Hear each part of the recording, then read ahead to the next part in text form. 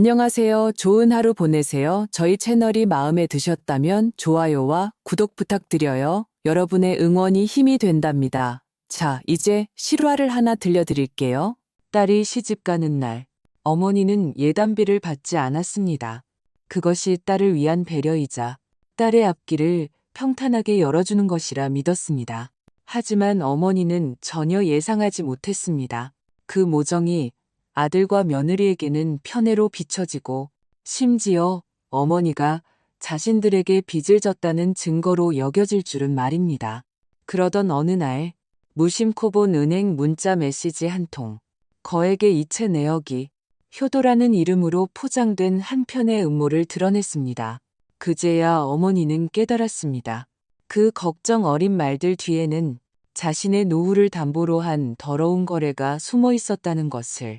딸을 향한 어머니의 사심없는 사랑은 어째서 자신의 노년을 이토록 비참하게 만들 뻔했을까요? 마침내 모든 것을 깨닫고 반격을 결심한 어머니. 과연 어머니는 떠들썩한 잔칫날, 지금부터 예단비 하나가 불러온 인간 본성의 폭풍을 함께 지켜보시죠. 제 이름은 박순자, 올해 63입니다. 남편은 일찍 세상을 떠났고 저 혼자 충청도 읍내의 작은 가게를 지키며 피땀 흘려 아들, 딸을 키워냈습니다. 이제 아들 재훈이는 벌써 결혼해 가정을 꾸렸고 딸 지영이도 드디어 서울로 시집을 가게 되었습니다. 그날은 딸이 시집 가기 전 사위 민순의 식구들이 예단을 하러 오는 날이었습니다. 서울에서 내려온 민순애는 차에서 쉴 새 없이 예물 상자를 꺼내 저희 집마당으로 옮겼습니다. 오래된 시골집 거실이 순식간에 시끌벅적해졌습니다. 갖가지 예물과 함께 두툼한 봉투가 놓여 있었습니다. 안에는 예단비 3천만 원이 들어있었고 그 외에도 금부치와 예복이 있었습니다. 저희 시골 관습에 따르면 이건 신랑 측의 성의이자 체면이었습니다. 친척들이 저마다 한마디씩 하며 구경했고 옆집 명자 할머니까지 구경 와서는 연신 고개를 끄덕였습니다. 아이고, 우리 순자씨 딸 시집 잘 가네. 서울 사람들은 통이 크구먼. 저는 고개를 끄덕이며 얼굴로는 웃었지만 마음은 편치 않았습니다. 의례가 중반쯤 진행되었을 때 제가 갑자기 입을 열었습니다. 이 예단비는 제가 받을 수가 없습니다. 저는 자리에서 일어나 그 돈 봉투를 다시 민수 부모님 손에 쥐어주었습니다. 친척들은 물론이고 사위 민수까지 놀란 표정이었습니다. 서울에서 집 구하려면 얼마나 힘든지 압니다. 이 돈이 두 사람에게는 결코 적은 돈이 아니겠지요. 저는 두 사람이 제 딸하고 행복하게 잘 살기만 바랄 뿐입니다. 돈은 괜찮습니다. 목소리가 조금 떨렸지만 저는 눈물이 흐르지 않도록 억지로 참았습니다. 저는 지영이를 바라보았습니다. 딸은 잠시 멍하니 있더니 이내 눈시울이 붉어졌습니다. 퍽 소리와 함께 딸이 무릎을 꿇었습니다. 엄마, 고마워요. 민수도 그 옆에 따라 무릎을 꿇으며 정중하게 말했습니다. 어머님, 걱정 마세요. 평생 지영 씨에게 잘하겠습니다. 주변 친척들은 모두 감동했고 평소 쓴소리를 잘하던 셋째 숙모님마저 입을 다물었습니다. 저는 제가 옳은 일을 했다고 생각했습니다. 저녁에 모든 의례를 마치고 가족들이 식탁에 둘러앉았습니다. 그때 아들 재훈이가 밖에서 술을 한잔하고 돌아와 제 옆에 앉았습니다. 오늘따라 기분이 좋았는지 술을 많이 마셔 얼굴이 붉었습니다. 재훈이는 제 귀에 대고 귓속말을 하는 척했지만 사실은 저만 들을 수 있을 만큼 차가운 목소리로 나지막이 비웃었습니다. 딸한테는 참 후하시네. 나중에 손주집 살 땐 얼마나 보태주실 건데요? 제 젓가락이 허공에서 멈췄습니다. 반찬을 집으려던 손이 미세하게 떨렸습니다. 고개를 돌려 아들을 보자 아들은 이미 아무 일도 없었다는 듯이 식탁 중앙으로 시선을 돌리고 있었습니다. 주변의 웃음소리는 여전했지만 제 마음은 한순간에 가라앉았습니다. 그 순간 5년 전 재훈이가 결혼하던 애가 떠올랐습니다. 결혼하자마자 대전에 집을 사겠다며 큰소리쳤지만 수중에 돈이 턱없이 부족했습니다. 그때 저는 평생 간직해온 금부치를 꺼냈습니다. 남편이 남긴 유품이었습니다. 그것들을 하나하나 팔아 현금으로 바꾸고 수십 년 모은 적금까지 보태 겨우 집 계약금을 마련해 주었습니다. 아들은 돈을 받으며 딱 한마디 했습니다. 엄마, 능력 좋으시네. 고맙다는 말 한마디 없었습니다. 그런데 이제 와서 제가 딸의 예단비를 받지 않은 것을 편애라며 비꼬고 있었습니다. 저는 그때 아무 말도 하지 않았습니다. 그저 돼지갈비찜 한 조각을 집어 씹었을 뿐인데 그 달고 짠맛이 혀를 찌르는 듯 아렸습니다. 식사 후 재훈이와 며느리 혜진이가 방에서 나누는 대화가 들려왔습니다. 혜진이가 불평했습니다. 딸 예단비는 다 안 받으셨다면서요? 우리 엄마가 그러는데 분명 비자금 숨겨두셨을 거래요. 안 그러면 갑자기 그렇게 통이 클 리가 없다고. 당연히 돈 있지. 재훈이가 짜증 섞인 목소리로 말했습니다. 그 금부치들 나한테 전부 줬을 것 같아? 분명히 더 있을 거야. 들고 있던 그릇을 놓칠 뻔했습니다. 하지만 저는 여전히 아무 말도 하지 않았습니다. 그날 밤 저는 침대에 누워 천장을 바라보며 낮에 딸이 무릎을 꿇던 모습을 떠올렸습니다. 그리고 재훈이의 그 말, 얼마나 보태주실 건데요? 한 명은 눈물 흘리며 감사하다고 무릎 꿇는 딸, 다른 한 명은 비아냥거리며 따지는 아들. 저는 문득 깨달았습니다. 이 결혼은 단순히 딸을 시집 보내는 일이 아니라 보이지 않는 계산의 시작이라는 것을, 그리고 그 계산은 결코 끝나지 않을 것임을. 딸이 시집 가던 날, 저는 뒷문에서 차에 오르는 딸을 배웅했습니다.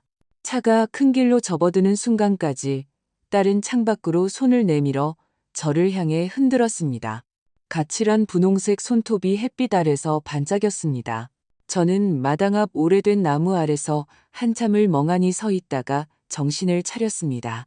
그날 밤 저는 딸이 남기고 간 방을 정리했습니다.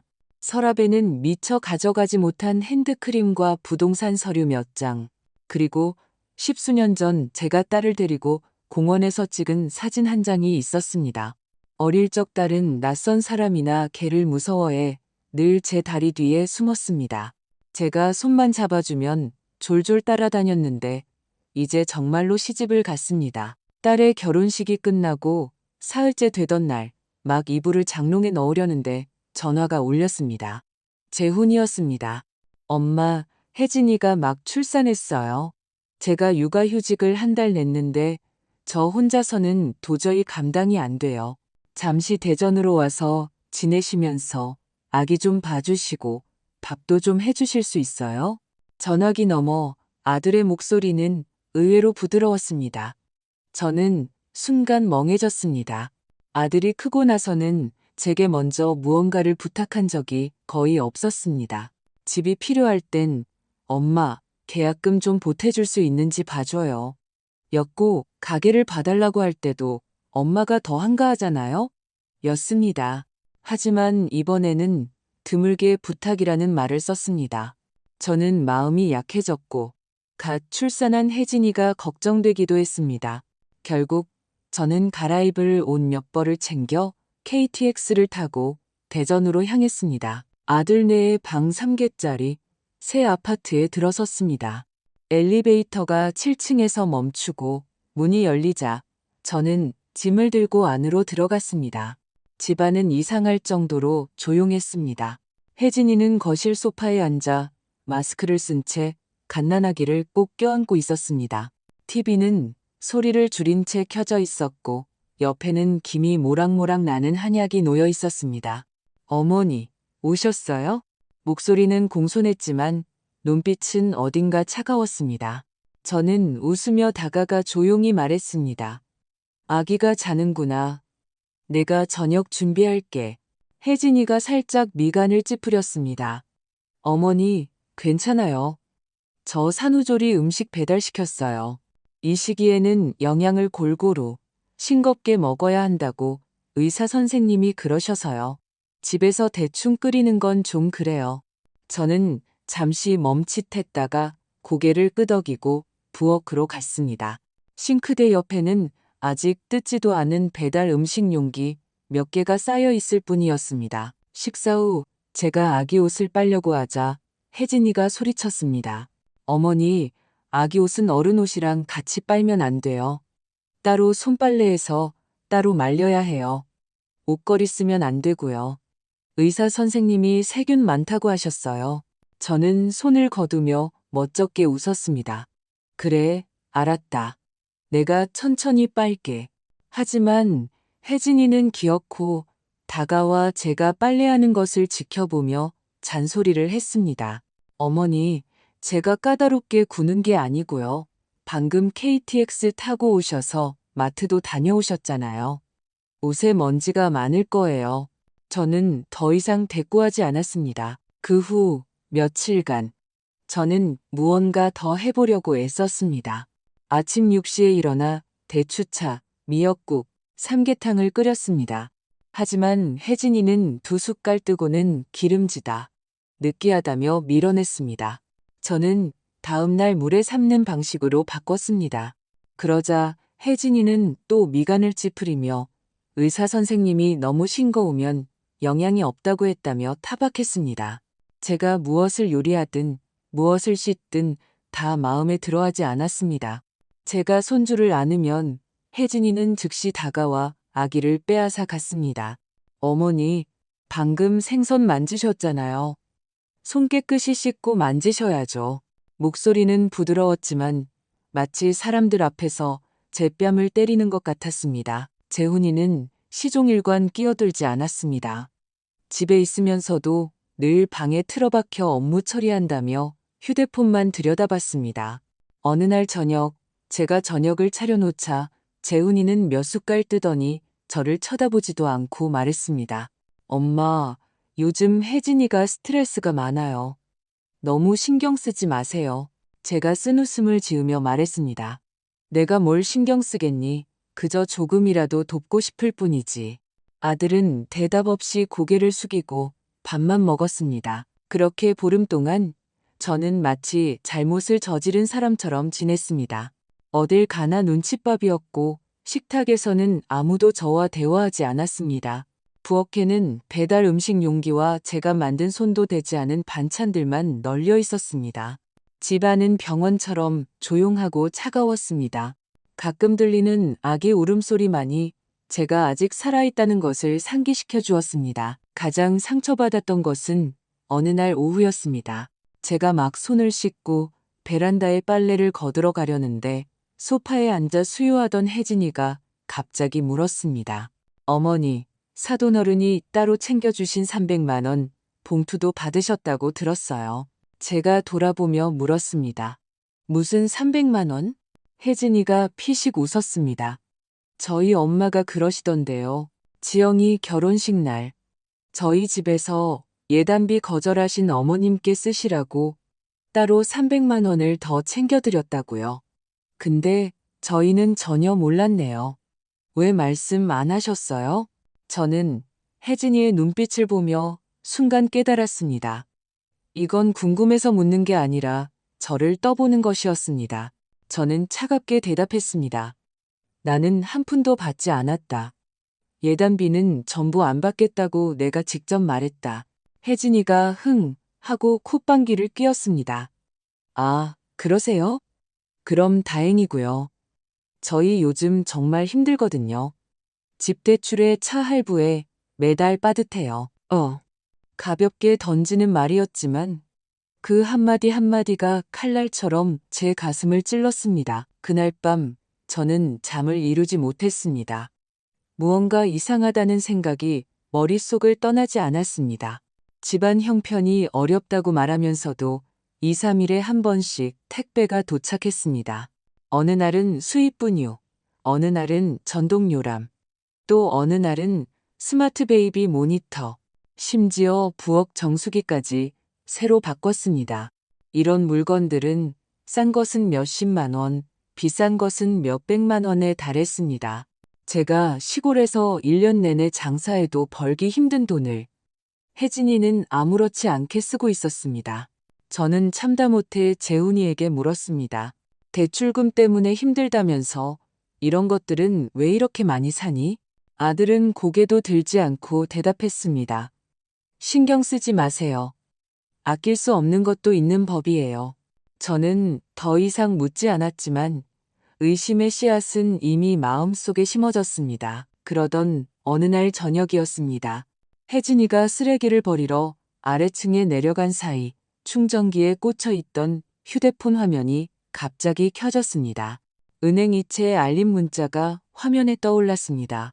박지영 님이 회원님의 계좌로 0만 원을 이체했습니다. 저는 그 자리에 얼어붙었습니다. 0만 원. 지영이의 이름. 혜진이의 계좌. 머리가 윙하고 울리며 터질 것 같았습니다. 저는 비틀거리며 몇 걸음 물러서서 벽을 짚고서야 겨우 쓰러지지 않았습니다. 그날 밤 저는 거의 뜬 눈으로 밤을 새웠습니다. 문자 메시지에 찍힌 박지영이라는 세 글자가 제 뇌리에 낙인처럼 밝혔습니다. 침대에서 뒤척이는 동안 머릿속에는 한 가지 그림이 계속 떠올랐습니다. 지영이가 서울에서 0만 원을 혜진이 계좌로 보냈고 그 돈이 지금 이 집의 고급 유아용품, 산후조리 음식, 공기청정기, 심지어는 터무니없이 비싼 이탈리아제 조명으로 쓰이고 있다는 생각할수록 머리끝이 쭈뼛었습니다. 0만 원. 시장에서 20년간 장사하며 살아온 과부에게는 십수년을 억척같이 모아야 만질 수 있는 돈입니다. 이제 막 가정을 꾸린 지영이에게는 어떨까요? 서울의 낡은 아파트로 이사한 지 반년도 채 되지 않았습니다. 그 아이 역시 대출금에 허덕이는 신혼이었습니다. 대체 어디서 0만 원이 났을까요? 저는 더 이상 모르는 척할 수 없었습니다. 다음 날 아침 저는 간단한 짐을 챙기고 닭백숙을 한솥 끓였습니다. 딸을 보러 잠시 시골집에 다녀오겠다며 바람도 쐴 겸 간다고 둘러댔습니다. 재훈이와 혜진이는 오히려 안도의 한숨을 내쉬며 고개를 끄덕였습니다. 네, 혜진이가 요즘 산후 우울증 때문에 예민한데 어머니도 잠시 쉬시면 좋겠네요. 내가 가면 너희가 편안하겠지. 저는 재훈이를 빤히 쳐다보며 비꼬는 투로 말했습니다. 재훈이는 잠시 멈칫하더니 어색하게 웃으며 말했습니다. 아니, 그런 뜻이 아니고요. 저는 더 이상 말하지 않고 짐을 챙겨 첫 KTX를 타고 서울로 향했습니다. 창밖으로 스쳐 지나가는 들판을 보며 제 마음은 조금도 가볍지 않았습니다. 저는 단순히 딸을 보러 가는 것이 아니었습니다. 답을 찾으러 가는 길이었습니다. 지영이네 집문은 딸이 직접 열어주었습니다. 편한 옷차림의 딸은 얼굴이 조금 창백했고 저를 보자 눈빛이 확연히 흔들렸습니다. 하지만 애써 웃으며 말했습니다. 엄마, 갑자기 웬일이야? 저는 태연하게 웃으며 말했습니다. 손녀 보러 왔지. 할머니가 맨날 전화로만 잘 크는지 들을 수는 없잖니. 딸은 웃었지만 목소리는 어딘가 긴장되어 있었습니다. 미리 말하지 그랬어. 우리가 모시러 갔을 텐데. 내 아빠 일찍 가고 나서 나는 뭐든 혼자 하는 게 익숙해졌단다. 저는 부드럽게 말하며 딸의 얼굴을 뚫어지게 쳐다보았습니다. 지영이는 저를 집 안으로 안내했습니다. 거실 탁자 위에는 아기 젖병, 기저귀 가방, 그리고 아직 뜯지 않은 은행 영수증 한 장이 놓여 있었습니다. 제가 그쪽으로 다가가자 딸은 황급히 그 영수증을 서랍에 쓸어 넣고는 아무렇지 않은 척 차를 따랐습니다. 엄마, 내가 대추랑 은이버섯 넣고 탕 끓였는데 한 그릇 마실래? 아니, 괜찮다. 저는 소파에 앉아 제 맞은편에 앉는 딸을 조용히 지켜보았습니다. 30초간의 침묵이 흐른 후 제가 마침내 입을 열었습니다. 그 0만 원, 네가 오빠한테 보낸 거니? 딸의 몸이 굳었고 들고 있던 찻잔을 놓칠 뻔했습니다. 저를 쳐다보는 눈빛은 명백히 흔들리고 있었습니다. 무슨 말이야, 엄마? 어제 혜진이 휴대폰에서 이체 문자를 봤다. 보낸 사람은 너고 금액은 0만 원이었어. 저는 잠시 말을 멈추고 얼음장처럼 차가운 목소리로 말했습니다. 3. 0만 원으로 내 오빠한테 뭘 해준 거니? 딸은 한참 동안 침묵하다 고개를 숙이고 작은 목소리로 말했습니다. 오빠가 집 대출금 때문에 너무 힘들다고 마침 아기방 꾸며야 하는데 돈이 없다고 해서 그냥 좀 도와줬어. 니게 그럴 여유가 있었니? 저는 딸을 쏘아보았습니다. 민수 씨 통장에 있던 돈으로. 오빠한테는 일단 빌려주는 거고 나중에 형편 나아지면 갚을 거라고 했어. 민수 씨 통장에 있던 돈이라는 말을 듣자 제 심장이 쿵 내려앉았습니다. 그럼 민수는 알고 있니? 딸의 눈빛이 흔들렸습니다. 마치 잘못을 저지르다 들킨 아이처럼. 전부 다 말하지는 않았어. 남편 돈으로 내 오빠 빚 갚아주면서 남편한테는 알리지도 않았다고? 딸은 입술을 깨물고 아무 말도 하지 않았습니다. 재훈이가 너를 협박했니? 저는 목소리를 낮게 깔았지만 한 글자 한 글자가 돌덩이처럼 딸의 가슴을 짓눌렀습니다. 딸은 고개를 들지 않았지만 어깨가 가늘게 떨리고 있었습니다. 오빠가, 엄마가 알면 분명히 화낼 거라고. 말해봐. 오빠가 너한테 뭐라고 했는지. 지영이는 아랫입술을 깨물며 모기만 한 목소리로 말했습니다. 오빠가 그랬어. 박지영 너 잊었어? 엄마 늙고 병들면 병상에서 누가 모실 것 같아? 나야, 나 박재훈이라고.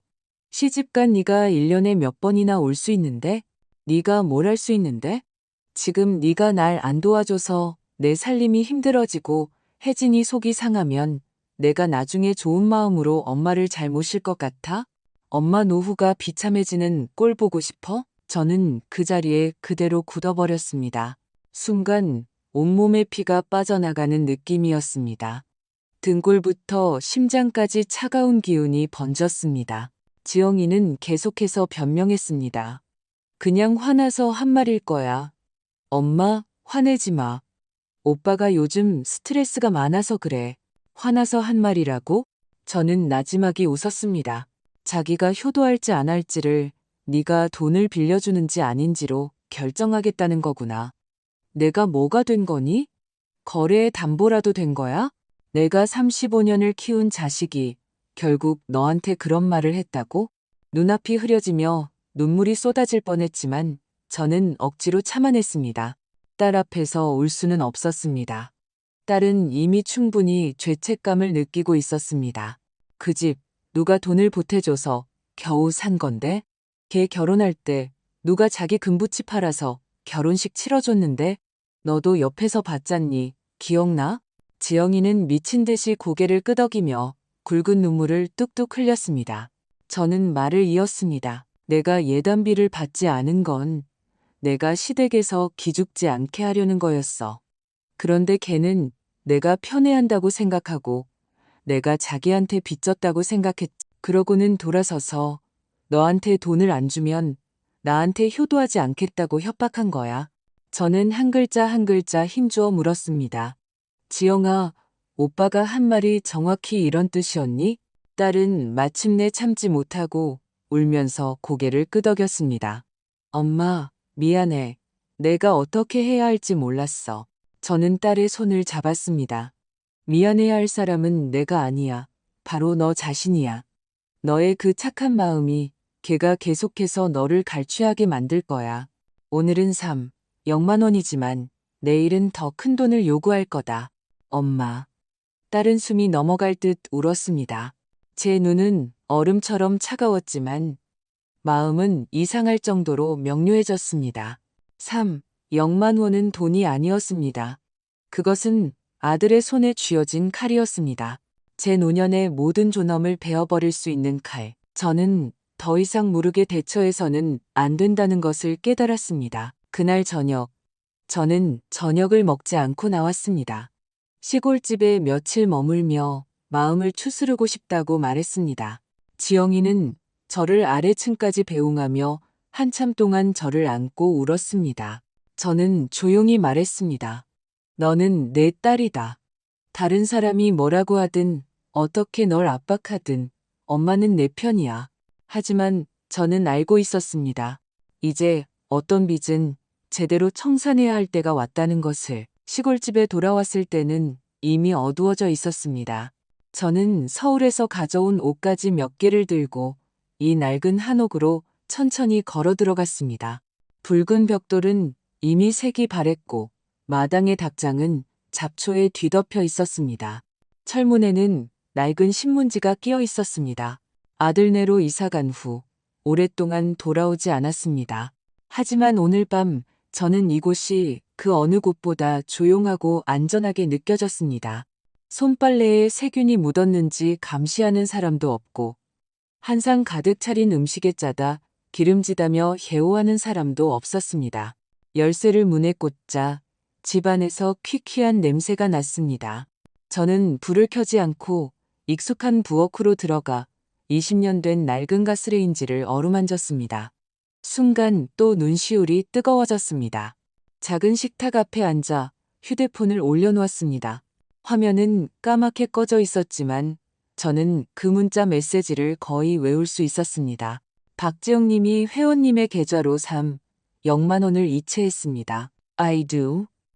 그 돈은 제 딸이 남편의 돈을 가져다 자기 오빠의 가정을 돕기 위해 어쩔 수 없이 보낸 것이었습니다. 그리고 그 오빠는 제가 반평생 피땀 흘려 키운 아들이었습니다. 아들의 그 말이 떠올랐습니다. 지금 내가 날 안 도와줘서 내 살림이 힘들어지면 나중에 내가 좋은 마음으로 엄마를 잘 모실 것 같아?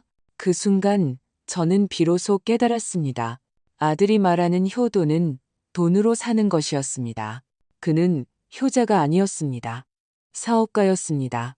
조건을 내걸고 가격을 흥정하며 이 늙은 어미를 자기 인생의 위험 자산쯤으로 여기고 있었습니다. 지난 수십 년간 제가 믿어왔던 가족의 정은 그 한마디에 산산조각 났습니다. 다음 날 저는 일찍 일어나 시장에 갔습니다. 두부, 시금치, 그리고 몇 가지 저렴하지만 맛있는 음식을 만들 수 있는 재료들을 샀습니다. 시장을 걷고 있는데 갑자기 누군가 저를 불렀습니다. 순자 씨 아니야? 언제 왔어?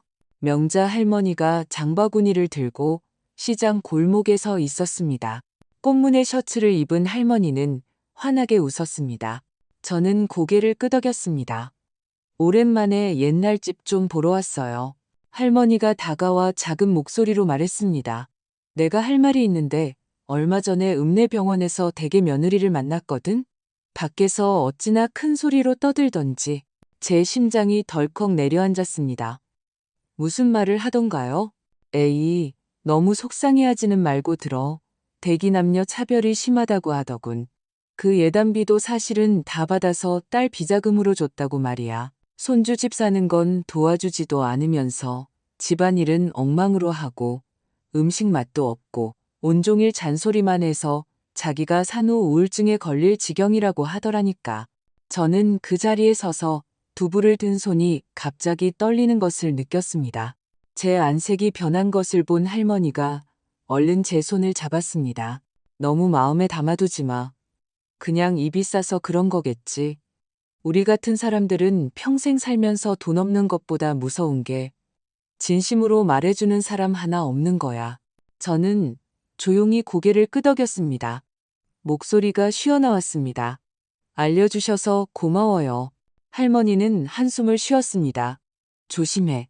때로는 제 아들도 내 편이 아닐 때가 있거든. 저는 더 이상 말없이 장바구니를 들고 천천히 집으로 돌아왔습니다. 점심에는 혼자 족발을 삶아 먹으며 생각에 잠겼습니다. 재훈이가 처음으로 엄마, 제가 나중에 효도할게요. 라고 말했던 것이 선명하게 기억났습니다. 공무원 시험에 합격했던 해였습니다. 아직 다림질도 하지 않은 제복을 입고 눈을 반짝이며 제 앞에 앉아 있었습니다. 그때 저는 진심으로 믿었습니다. 아들이 잠시 며느리에게 휘둘리는 것뿐이라고 생각했습니다. 하지만 이제 보니 그는 딸이 0만 원을 보낸 것을 알면서도 모르는 척했고 제가 억울한 일을 당한 것을 알면서도 한마디도 하지 않았습니다. 문득 깨달았습니다. 그 침묵은 미안해서가 아니었습니다. 처음부터 제가 자기에게 빚졌다고 생각했기 때문이었습니다. 아들은 진심으로 효도할 생각이 없었습니다. 그저 원하는 것을 얻고 효자 연기를 하고 싶었을 뿐입니다. 얼마나 밥을 먹었을까? 저는 갑자기 숟가락을 내려놓았습니다. 머릿속에는 단 하나의 생각만이 떠올랐습니다. 더 이상 기다릴 수 없다. 이건 다툼이나 고부 갈등이 아니었습니다. 이건 제 인생이 갈취당하고 있는 것이었습니다. 저는 더 이상 그들이 양심을 되찾기를 기다리지 않을 것입니다. 나중에 병상에 누워서야 자신이 아무것도 가진 것 없이 외톨이가 되었다는 사실을 깨닫고 싶지 않았습니다. 반격해야 했습니다. 하지만 충동적으로 해서는 안 됐습니다. 그들이 가장 중요하게 생각하는 것에서부터 발을 헛디뎌 넘어지게 만들어야 했습니다. 저는 밥그릇을 내려놓고 가방을 챙겨 전화를 걸었습니다. 여보세요? 명자 할머니? 조카분 중에 법무사 한다는 분 아직 일하시나요? 제가 좀 도와달라고 할 일이 있어서요. 그날 밤 저는 시골집 마당에 혼자 아주 늦게까지 앉아 있었습니다. 마당 밖 귀뚜라미 소리가 마치 연극을 기다리는 관객들처럼 자지러지게 울었습니다. 저는 종이와 펜을 꺼내 제 명의의 모든 재산을 하나씩 적었습니다. 은행 예금 1억 2천만 원, 시골집과 땅 시세 약 1억 5천만 원. 제가 혼자 돈을 벌어 지은 그 집은 재훈이가 입버릇처럼 나중에 제가 살 집이라고 말하던 곳이었습니다. 마지막 항목을 쓰다가 멈췄습니다. 손가락으로 종이를 누르자 마치 수십 년간 쌓아온 인내의 빚을 누르는 것 같았습니다. 사흘 후 저는 명자 할머니의 조카를 만났습니다. 은퇴한 법무사는 이제 개인적인 서류 처리를 도와주고 있었습니다.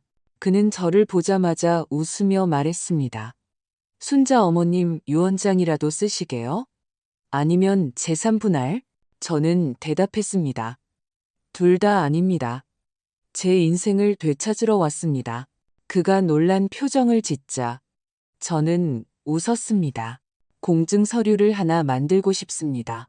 제 예금, 보험 수익자, 부동산 전부를 제 딸 박지영 이름으로 바꾸려고요. 지금 당장요. 어머님, 이런 일은 다시 한번 생각해 보시는 게 그가 조심스럽게 물었습니다. 35년간 생각했습니다. 충분해요. 제 단호한 말투에 그는 고개를 끄덕이며 서류를 꺼내기 시작했습니다. 저는 이 일을 깔끔하게 한치의 허점도 없이 처리해야 했습니다. 나중에 그들이 제 딸을 괴롭히려고 해도 종이 한 장 내밀지 못하게 서명을 마치고 일어서자 어깨가 한결 가벼워진 기분이었습니다. 어쩌면 다른 사람들은 제가 매정한 짓을 했다고 말할지도 모릅니다.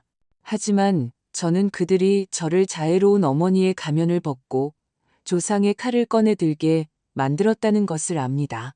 저는 더 이상 만만한 사람으로 남고 싶지 않았습니다.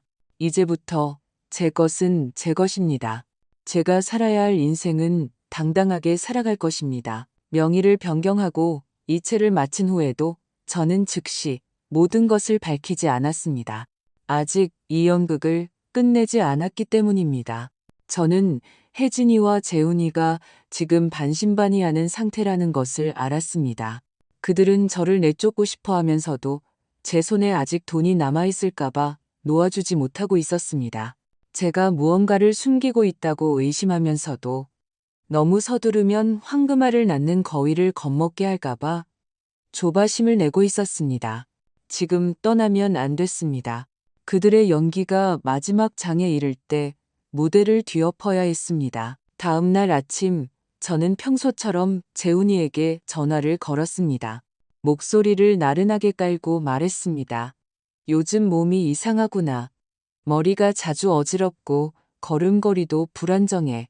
아들은 바로 대답하지 않았습니다. 잠시 침묵이 흐른 뒤 말했습니다. 엄마, 스트레스가 너무 많으신 거 아니에요? 저희도 혜진이가 아직 산후조리 중이라 다시 대전으로 와서 지내세요. 저희가 돌봐드리면 엄마도 마음이 놓이실 거예요. 저는 고개를 끄덕였습니다. 이제 와서 돌봐준다는 말이 나오는구나. 물론 돌아가야지. 너희가 끝까지 연기하는 걸 내 눈으로 직접 봐야 하니까. 그날 저녁 저는 갈아입을 옷 두 벌과 약봉지를 들고 대전으로 돌아갔습니다. 문이 열리자 혜진이가 즉시 미소를 지으며 역겨울 정도로 다정한 목소리로 말했습니다. 어머니, 돌아오셨어요? 마침 어머니 드시라고 보양식 끓이려던 참이었는데 왠지 유난히 친절하네. 저는 웃는 척하며 거실을 훑어보았습니다. 탁자 위에는 고급 유아용품 영수증이 두껍게 쌓여 있었습니다. 그녀가 나를 환영하는 것이 아니라는 것을 알았습니다. 그 후 며칠 동안 저는 계속해서 실수를 저질렀습니다. 밥을 지을 때 소금을 너무 많이 넣거나 목욕 후에 가스 잠그는 것을 잊거나 전기 포트물을 콘센트에 쏟기도 했습니다. 모든 실수는 사람을 다치게 하지는 않으면서도 의심을 사기에는 충분할 정도로 절묘했습니다. 혜진이는 점점 인내심을 잃어갔습니다. 어머니, 요즘 정말 이상하신 것 같아요. 저는 무릎을 주무르며 어지러운 척했습니다. 내가 방금 밥을 했었나? 기억이 잘 안 나네. 제 친구 시어머니도 그러셨는데 나중에 경증침에 진단받으셨대요. 처음에는 아무도 몰랐다고 하더라고요. 혜진이는 경멸하는 표정을 감추려 애썼지만 잊은 모양이었습니다. 제가 시장에서 30년간 장사하며 사람 보는 눈이 가장 정확하다는 것을 지금 그녀는 저를 걱정하는 것이 아니었습니다. 곧 정신이 온전치 못하게 될 늙은 할머니를 계속해서 비위 맞춰줄 필요가 있는지 계산하고 있었습니다. 이틀 후 깊은 밤이었습니다. 방의 불이 모두 꺼지고 저는 거실 소파에 반쯤 누워 잠든 척했습니다. 부부의 목소리가 안방에서 나와 부엌으로 향했습니다. 크지 않았지만 제가 듣기에는 충분했습니다. 당신 엄마 날이 갈수록 이상해져. 진짜 안 되겠어. 혜진이의 목소리였습니다. 그 돈 아직 안 옮긴 거 확실해? 재훈이의 목소리는 낮고 빨랐습니다. 은행 가는 건 못 봤는데 요즘 행동이 수상해. 무슨 짓을 할까봐 걱정이야. 어쨌든 집은 무조건 내가 받아야 해. 우리 아들도 둘이나 낳았는데 만약에 딸한테 다 줘버리면 나 엄마랑 연 끊을 거야. 설마 그러시겠어? 너무 서두르지 마. 근데 솔직히 말해서 나는 그 예금이 더 신경 쓰여. 전에 적어도 1억은 더 있을 거라고 했잖아. 고모한테 들었어. 전에 한의원 다닐 때도 다 현금으로 내셨대. 나도 엄마 통장 비밀번호는 몰라. 근데 최근에 2천만 원 인출하는 건 봤어. 딸한테 숨기려는 걸지도 몰라. 그 딸이라는 지영이 아주 순진한 척은 다 하면서 벌써 당신 엄마 모시고 살 계획 다 짜놨을걸. 혜진이가 냉소했습니다. 그때 가서 사람도 돈도 다 잃으면 웃기겠네. 부엌에서 잠시 침묵이 흐른 뒤 그릇이 부딪히는 소리가 들렸습니다. 며칠 동안 당신 엄마한테 잘해줘. 뭐 위임장 같은 거에 사인하게 구슬려봐. 혹시 갑자기 정신이 더 오락가락해서 식물인간이라도 되면 우리 돈 못 찾아. 그 말을 듣는 순간 제 손톱이 손바닥을 파고들었습니다. 그들은 정말로 더 이상 연기조차 하지 않았습니다. 그들 눈에 저는 어머니가 아니었습니다. 자산이었습니다. 사람이 아니라 현금 인출기였습니다. 가족이 아니라 천천히 망가뜨려 빨아먹고 버릴 낡은 가전제품이었습니다. 다음 날 아침 저는 평소보다 더 일찍 일어났습니다. 활짝 웃는 얼굴로 부엌 문 앞에 서서 말했습니다. 오늘 내가 죽이라도 좀 끓일까? 어젯밤에 너무 기름진 걸 먹은 것 같던데. 혜진이는 저를 보고 표정이 굳었습니다. 다 들으셨어요? 저는 눈을 깜빡이며 햇살 아래서 나른하게 서 있는 노인처럼 행동했습니다. 뭘 들어? 혜진이는 더 이상 말하지 않고 방으로 돌아갔습니다. 그날 밤 저는 녹음기를 정리했습니다. 잡음이 섞인 파일을 지우고 어젯밤 그들이 부엌에서 나눈 대화를 한마디도 빠짐없이 저장했습니다. 그것을 제 USB에 옮겼습니다. 저는 아무 생각 없는 늙은 할머니가 아니었습니다. 따뜻한 불에 천천히 효자탕을 끓여내는 노부인이었습니다. 잔칫날이 되면 그들의 그 효자 며느리라는 껍데기를 제 손으로 직접 벗겨낼 것입니다. 한 커플, 한 커플. 그들이 가장 아파하는 곳, 체면, 재산, 그리고 그 보잘것없는 사회적 평판에 칼을 댈 것입니다. 그들은 제가 망가지길 바라고 제가 입 다물길 바랍니다. 하지만 저는 오히려 더 또렷한 정신으로 그들을 평생 후회하게 만들 것입니다. 그날 아침 재훈이가 제 방문을 두드렸습니다. 엄마, 계세요? 뭐 좀 보여드릴 게 있어서요. 저는 침대에 앉아 낡은 털실을 들고 목도리를 뜨는 척 했습니다. 사실 바늘은 전혀 움직이지 않았습니다. 왜 그러니? 아들은 손에 서류철을 들고 들어왔습니다. 아기가 막 태어나서 보험을 들었는데요. 가족 수익자를 추가하는 게 있더라고요. 엄마도 여기에 서명하시면 나중에 의료비가 필요할 때 쉽게 청구할 수 있대요. 저는 고개를 들어 아들의 얼굴을 보았습니다. 진심이 가득한 표정이었지만 그 눈빛은 기름진 탐욕으로 번들거렸습니다. 저는 서류를 받지 않고 눈만 깜빡였습니다. 오, 이게 뭔지 잘 모르겠구나. 뭐라고? 아들은 즉시 목소리를 부드럽게 낮췄습니다. 별거 아니에요, 엄마. 그냥 보험 관련 내용이에요. 서명만 하시면 나중에 의료비가 필요할 때 저희가 먼저 내고 처리할 수 있어요. 복잡한 절차 안 거쳐도 되고요. 걱정 마세요. 함부로 안 쓸게요. 절 믿으시잖아요. 저는 말없이 아들을 바라보았습니다. 물론 알고 있었습니다. 이건 보험 수익자 변경 같은 게 아니었습니다.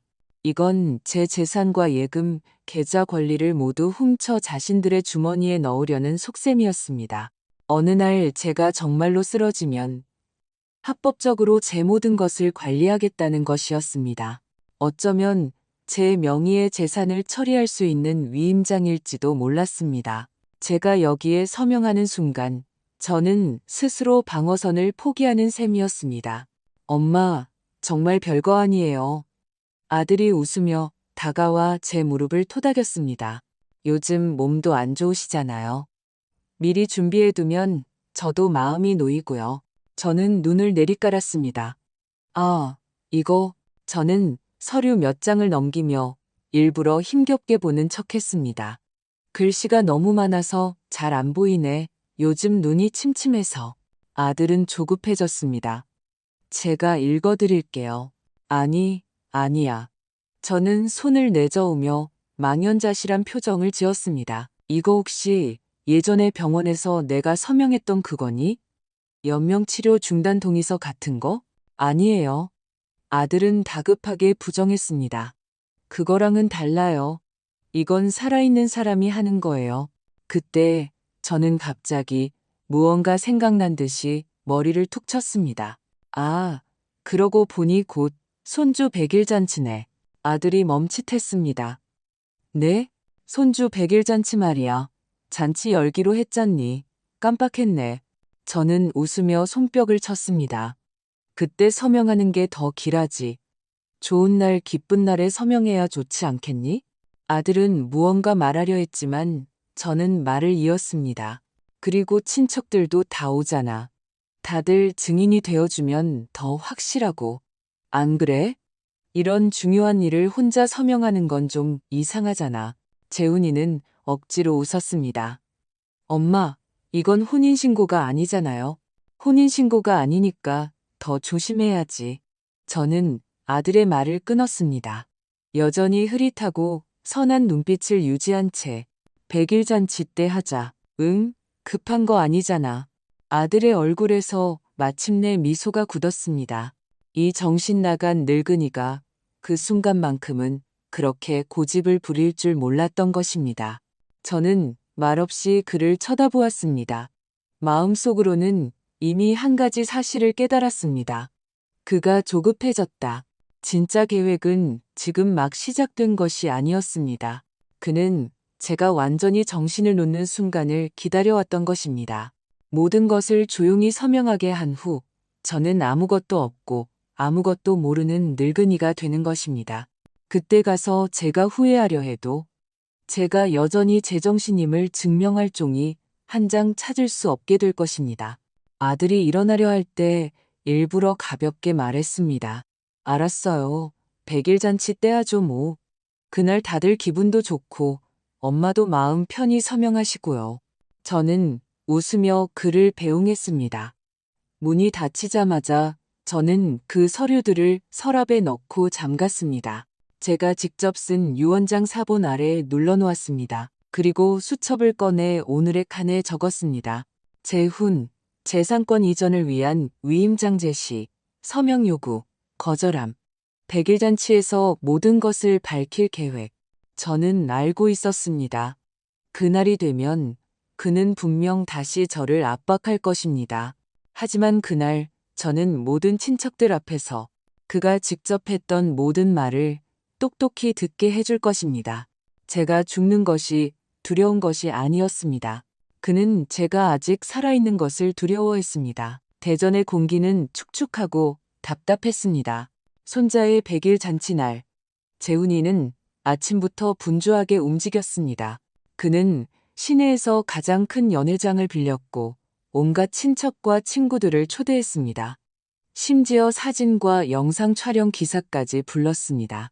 혜진이는 고급스러운 원피스를 입고 화장을 한 채 반짝이는 금목걸이를 하고 아들의 팔짱을 낀 채 입구에서 손님을 맞았습니다. 저는 연회장 구석에 앉아 그들이 웃으며 손님을 맞는 모습과 친척들의 칭찬이 쏟아지는 것을 지켜보았습니다. 이야, 재훈이는 정말 효자야. 어머니도 모시고 살고 아이까지 돌봐드리고 이 며느리는 운도 좋지. 좋은 집에 시집와서 시어머니가 산후조리까지 도와주시네. 어머님은 정말 복 받으셨네. 손주가 계속 태어나니 웃음이 떠나질 않으시겠어요? 저는 고개를 숙여 따뜻한 물 한 모금을 마시고 아무 말도 하지 않았습니다. 네, 저는 복 받았습니다. 제 아들이 제 명의의 집과 예금, 생명보험을 어떻게 설계하는지 제 귀로 직접 들을 복을 받았죠. 저는 복 받았습니다. 제 며느리가 사람들 앞에서는 저를 어머니라 부르며 살갑게 굴고 등 뒤에서는 제가 스스로 지쳐 나가떨어지기를 기다린다고 말하는 것을 볼 복을 받았죠. 저는 복 받았습니다. 이 초라한 어머니라는 신분으로 이 한상 가득한 가짜 웃음과 값싼 박수갈채를 받을 복을. 점심시간이 되자 뜨거운 음식들이 하나둘씩 올라오고 분위기는 최고조에 달했습니다. 재훈이가 마이크를 들고 목을 가다듬었습니다. 오늘 저희 아들 100일 잔치에 와주신 모든 분께 감사드립니다. 그의 얼굴은 환하게 빛났고 혜진이의 다소곳한 연기와 완벽한 조화를 이루었습니다. 저희는 어른들의 도움과 친척들의 지지 덕분에 항상 감사합니다. 특히 저희 어머니께 정말 감사드립니다. 이 기간 동안 아이를 돌봐주시느라 정말 고생 많으셨습니다. 정말 위대하십니다. 테이블마다 친척들이 박수를 쳤고 누군가 소리쳤습니다. 순자 씨, 무대로 올라가세요. 시어머니도 한마디 하셔야죠.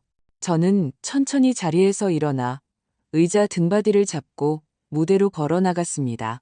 재훈이는 흥분한 얼굴로 제게 마이크를 건넸습니다. 엄마, 하고 싶은 말 다 하세요. 저는 마이크를 받아들고 몇 초간 침묵했습니다. 그리고 무대 아래에 익숙하면서도 낯선 얼굴들을 훑어보았습니다. 오늘 와주셔서 감사합니다. 그리고 방금 칭찬해주신 말씀들도 감사합니다. 어떤 분은 제가 복받았다고 하시더군요. 손주도 있고 며느리도 있고 아들도 있으니 이제 보니 그런 복도 돈으로 바꿀 수 있나 봅니다. 친척들은 제가 농담을 하는 줄 알고 웃음을 터뜨렸습니다. 하지만 저는 웃지 않았습니다. 오늘 이 자리를 빌려 한 가지 발표할 것이 있습니다. 저는 말투를 늦추고 한 사람 한 사람의 얼굴을 천천히 훑어본 뒤 재훈이와 혜진이의 얼굴에 시선을 고정했습니다. 오늘부터 제 생활과 모든 의료 결정, 재산 처리는 제 딸 박지영이 전적으로 책임지게 됩니다. 연회장은 몇 초간 조용해졌습니다. 마치 제 말의 의미를 이해하지 못한 듯 했습니다. 제가 대전에 가지고 있는 이 집은 사흘 전에 이미 딸에게 명의에 이전되었습니다. 제 은행 계좌도 모두 정리되었고 더 이상 누구에게도 관리를 맡기지 않을 것입니다. 장내는 완전히 정적에 휩싸였습니다. 재훈이의 얼굴이 새하얗게 질렸습니다. 혜진이는 숨 쉬는 것을 잊은 듯 입을 벌리고 있었습니다. 저는 천천히 주머니에서 서류사본 한 부를 꺼내 들고 똑똑히 읽어 내려갔습니다. 본인 박순자는 자발적으로 다음과 같이 선언한다. 엄마, 재훈이가 제 말을 끊으며 소리쳤습니다. 무슨 말씀이세요? 혹시 사기당하신 거 아니에요? 저는 가볍게 웃었습니다. 나는 정신이 아주 또렷하단다. 오히려 누군가가 나한테 서명하라고 재촉하던데 무슨 보험 위임장이라고 하더구나. 아직 서명도 안 했는데 벌써부터 주파나를 튕기고 있었지. 누군가 작게 탄성을 질렀습니다. 내가 정신이 흐려지면 몰래 집을 담보로 잡고 천천히 돈을 빼낼 계획을 세우는 사람도 있다는 걸 들었지. 엄마, 말도 안 되는 소리 하지 마세요. 혜진이가 날카롭게 소리치며 저를 노려보았습니다. 내가 말도 안 되는 소리를 하는지 아닌지는 다들 직접 들어보시면 알겠지. 뭘? 저는 미리 준비해둔 블루투스 스피커를 꺼내 휴대폰에 연결하고 재생 버튼을 눌렀습니다. 즉시 어젯밤 부엌에서 들렸던 목소리가 선명하게 울려 퍼졌습니다. 그 돈 아직 안 옮긴 거 확실해? 은행 가는 건 못 봤는데 요즘 행동이 수상해. 무슨 짓을 할까봐 걱정이야. 며칠만 더 버티면 저 늙은이도 알아서 나가 떨어질 거야. 지금 손 안 쓰면 내 빚은 진짜 답도 없게 된다고. 공기가 마치 얼어붙은 것 같았습니다. 친척들은 서로 얼굴만 쳐다볼 뿐이었습니다. 방금까지 박수치며 환호하던 사람들은 지금 쥐 죽은 듯 조용했습니다. 재훈이는 잿빛 얼굴로 제 휴대폰을 빼앗으려고 달려들었습니다. 저는 손을 들어 막았습니다. 움직이지 마. 이건 내가 나 자신에게 남겨둔 최소한의 존엄이다.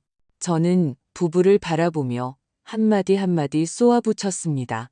나는 너를 아들로 여겼는데 너는 나를 현금 인출기로 여겼구나. Now. 나는 너희를 가족으로 여겼는데 너희는 나를 이용할 자원으로 여겼구나. 너희는 집도 원하고 돈도 원하고 내 목숨까지도 너희 마음대로 결정하고 싶어 했지. 저는 경악한 얼굴들을 훑어보며 더욱 차갑게 말했습니다. 오늘 이 자리는 생일잔치가 아니라 나 자신의 장례식이다. 내가 그 바보 같았던 마음을 내 손으로 직접 묻었다. 말을 마친 저는 마이크를 탁자 위에 내려놓고 뒤도 돌아보지 않고 무대에서 내려왔습니다. 급박지만 역겨웠던 연회장을 걸어 나왔습니다. 등 뒤에서 누군가 소리치고 수군거리고 저를 응원하는 소리가 들렸지만 저는 아무것도 신경 쓰지 않았습니다. 이 싸움에서 저는 이겼습니다. 그들의 입을 이긴 것이 아니라 제 평생의 정신을 되찾은 것입니다. 연회장의 무거운 문을 나서자 햇살이 눈으로 쏟아져 들어와 눈을 거의 뜰 수 없었습니다. 등 뒤의 백일잔치는 한바탕 소동으로 변해 있었습니다. 혜진이는 소리 지르고 친척들은 수군거리고 재훈이는 보지 않아도 알 수 있었습니다. 그의 얼굴은 지금 변기 밑에 찌든 때처럼 썩어 있을 것입니다. 저는 천천히 한 걸음 한 걸음 단단히 내디뎠습니다. 모퉁이를 돌자 휴대폰이 울렸습니다. 엄마, 나 엄마 오른쪽 앞에 있어. 고개를 들자 지영이가 길 건너편에 서 있었습니다. 손에는 물병 하나를 들고 있었습니다. 딸의 눈은 붉었고 코끝도 시큰했지만 애써 참으며 저를 향해 걸어왔습니다. 딸이 다가오자 익숙한 세제 향기가 났습니다.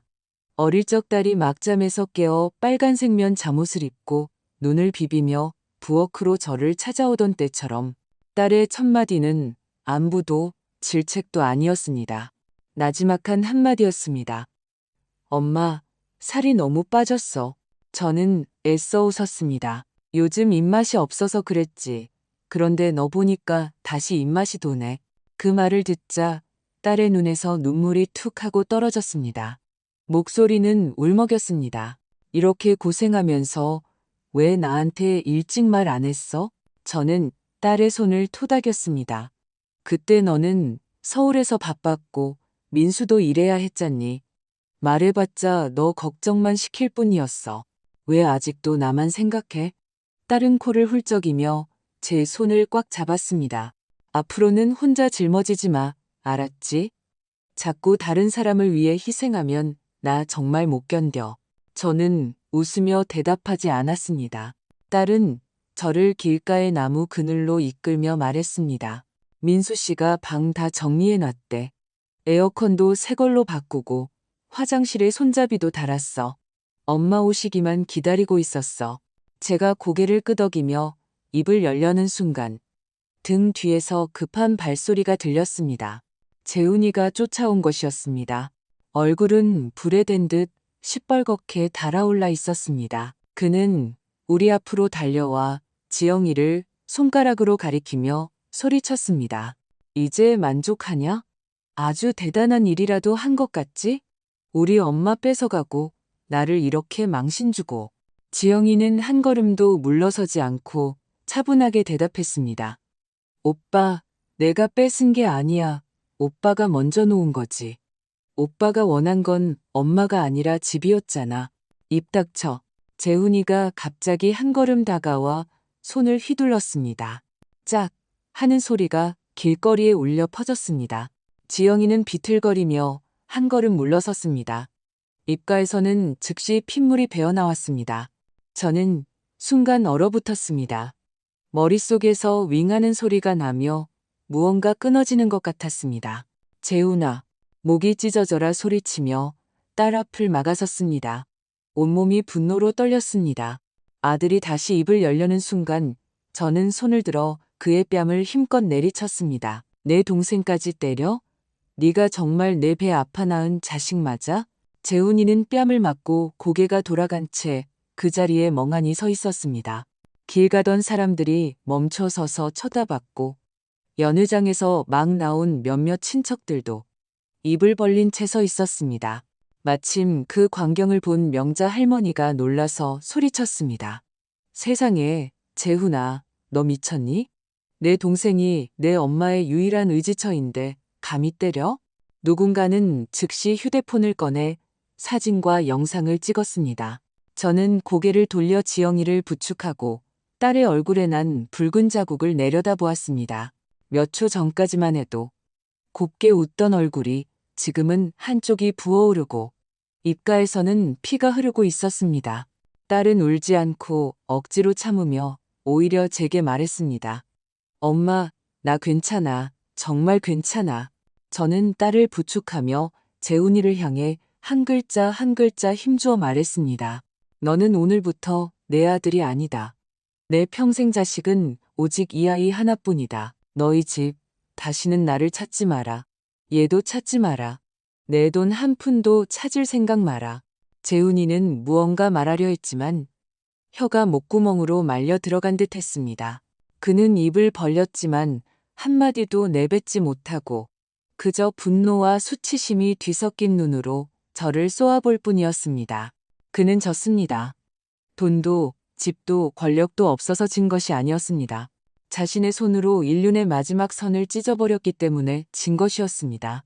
저와 지영이는 돌아서서 그 부끄러운 현장을 천천히 벗어났습니다. 등 뒤에서 누군가 욕하고 수군거리고 제 어깨를 두드려주는 소리가 들렸지만 제 귀에는 오직 딸이 귓가에 속삭이는 소리만 들렸습니다. 엄마, 내가 집으로 데려다 줄게. 그 순간부터 제 마음은 더 이상 춥지도 가난하지도 않았습니다. 제가 버려야 할 가장 중요한 것을 그 자리에 두고 왔다는 것을 알았기 때문입니다. 그 후 저는 서울 딸의 집에서 한동안 머물렀습니다. 그들의 작은 집은 비좁았습니다. 세 식구가 겨우 자리 잡은 형편에 저를 위해 방 하나를 내주었습니다. 지영이는 심지어 자신이 가장 아끼던 책상을 치우고 아이 방의 접이식 침대에서 잠을 잤습니다. 엄마, 예전에는 엄마가 나한테 많은 걸 양보했으니까 이제는 내 차례야. 딸이 그렇게 말할 때 저는 창가에 앉아 햇볕을 쬐고 있었습니다. 딸이 저를 위해 사온 화분을 바라보자 햇살이 꽃이 풀 투과에 딸의 얼굴에 쏟아졌습니다. 문득 누군가가 내 노년의 존엄을 지켜준다는 것이 이렇게 행복한 일이라는 것을 깨달았습니다. 저는 그 딱이 한 대로 재훈이가 포기했을 것이라 생각했습니다. 하지만 저는 최소한의 선이라는 것에 대한 그의 이해를 너무 과대평가했습니다. 한 달 후, 지영이는 동사무소에서 온 전화를 받았습니다. 제 명의의 노인 지원금 신청 서류를 확인해야 한다는 것이었습니다. 지영이는 의아해하며 물었습니다. 무슨 지원금이요? 저희 어머니는 지금 저희 집에 계시고 신청한 적 없는데요. 상대방은 말했습니다. 저희 시스템에는 어머님 본인이 신청하셨고 아들 박재훈 씨가 대리로 제출한 것으로 나옵니다. 신분증 사본과 인감 사본도 첨부되어 있고요. 거주지도 아드님 댁으로 되어 있습니다. 지영이는 즉시 제게 와서 물었습니다. 저는 차가운 얼굴로 말했습니다. 나는 신청한 적 없다. 내 인감은 그 집을 나온 날부터 너희 집에 보관되어 있었어. 우리는 즉시 구청에 연락해 자료 열람을 요청했습니다. 확인 결과 몇 달 전 제 거주지 정보가 이미 누군가에 의해 조용히 변경되어 있었습니다. 심지어 제 인감이 찍힌 의료증명서와 저소득층 신청서까지 완벽하게 구비되어 있었습니다. 저는 이 수법이 10중 8구 혜진이의 짓이라는 것을 알았습니다. 그녀는 평소 게으른 척했지만 머리는 재훈이보다 훨씬 잘 돌아갔습니다. 그녀는 제가 이 나이에 독거노인으로 인정받고 돌봄이 필요하다고 판정되면 정부 보조금을 받거나 심지어 계좌 지출 지원금을 신청할 수 있다는 것을 알고 있었습니다. 그들은 제가 확인하지 않을 것이고 소란을 피우지 않을 것이라고 생각했습니다. 엄마는 우리 때문에 화나서 나갔지만 받아야 할 돈은 우리가 챙긴다고 생각했던 것입니다. 엄마, 저것들 고소해야겠어. 지영이의 목소리는 무섭도록 차가웠습니다. 저는 대답하는 대신 혼자 차를 타고 구청의 복지센터로 갔습니다. 조금 낡은 파란색 줄무늬 셔츠를 입고 한 걸음 한 걸음 안으로 들어갔습니다. 평생 발들일 필요가 없을 것이라 생각했던 곳이었습니다. 안으로 들어가 자리에 앉아 신분증을 꺼내 말했습니다. 제 신청 기록을 열람하고 싶습니다. 누군가 제 명의를 도용해 노인 지원금을 신청한 것 같습니다. 담당자는 처음에는 제가 나이가 많아 착각하는 줄 알았지만 제가 또박또박 말하자 직접 자료를 찾아 확인하기 시작했습니다. 30분도 채 되지 않아 직원의 얼굴이 굳어졌습니다.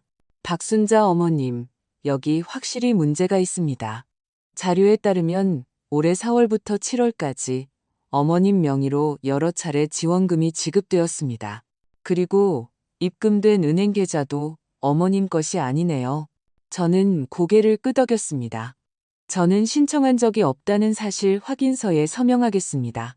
아들이 제 재산에 손을 댔다고 인정한 녹음 증거도 제출할 수 있습니다.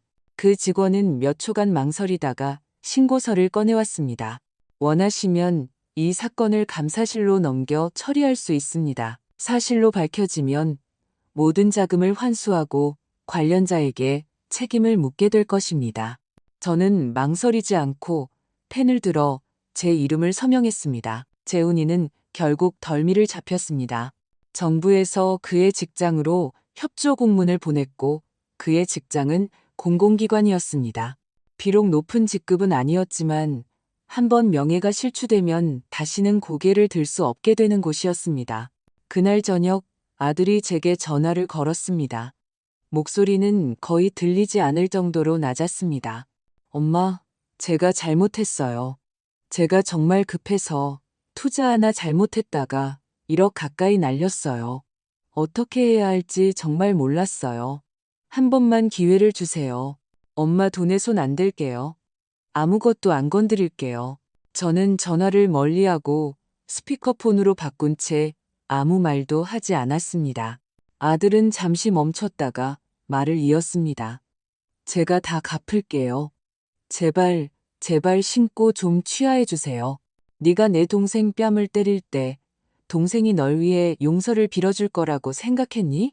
제가 담담하게 입을 열었습니다. 그의 목소리가 떨렸습니다. 제가 화나서 그랬어요. 너는 머리가 돈 게 아니라 마음이 돈 거다. 제 목소리는 아주 조용했습니다. 너는 가족의 정을 현금카드로 여겼고 법을 종이 문짝으로 여겼지. 그리고 이 엄마를 유효기간이 얼마 남지 않은 보험 정도로 생각했어. 엄마, 재훈아. 저는 처음으로 그를 아들, 이 아닌 이름으로 불렀습니다. 내가 널 신고한 건 네가 날 그렇게 만든 거야. 너는 내게 한 조각의 인간성도 보여주지 않았으니 나도 내게 돌아갈 길을 남겨주지 않겠다. 아들은 아무 말도 하지 못하고 흐느꼈습니다. 저는 더 이상 듣지 않고 전화를 끊었습니다. 사람은 최소한의 선이 있어야 했습니다. 나중에 저는 시골집으로 돌아왔습니다. 그날 밤 비가 몹시 내렸습니다. 지영이가 마당문을 닫고 들어와 우산을 털며 물었습니다. 엄마, 안 추워? 저는 부엌의 작은 의자에 앉아 딸이 분주하게 움직이는 것을 바라보았습니다. 눈가에 눈물이 고였지만 흘러내리지는 않았습니다. 저는 딱 한마디 했습니다.